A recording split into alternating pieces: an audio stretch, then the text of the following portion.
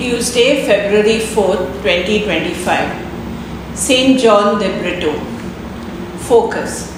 Whoever loves his life loses it. History has seen many rulers go to any extent to gain fame and glory. As a result, wars were started, innocent people killed, land seized, and so on. In sharp contrast is Jesus, who sought glory only for his Father in whatever he said and did.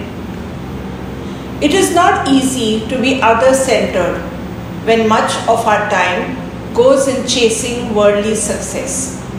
Our pursuit can take various forms, such as acquiring great wealth, projecting a false image on social media, manipulating situations for unlawful gain, compromising on gospel values, and so on. While these may bring us temporary happiness, the consequences of selfishness are eventually disastrous. The rise in mental health issues and even bodily illnesses is sometimes the result of a self-centered lifestyle. Eternal glory and honor can be attained only by dying to self and living for Christ.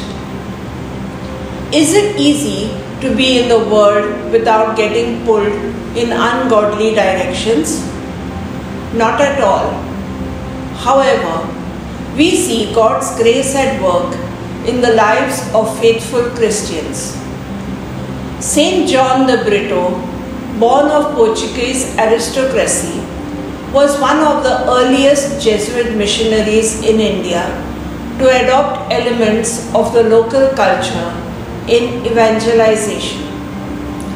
In a way, he became like St. Paul, all things to all people. He was eventually martyred for his faithfulness to Christ. Fruit. Instead of living selfishly, let me live selflessly for Jesus.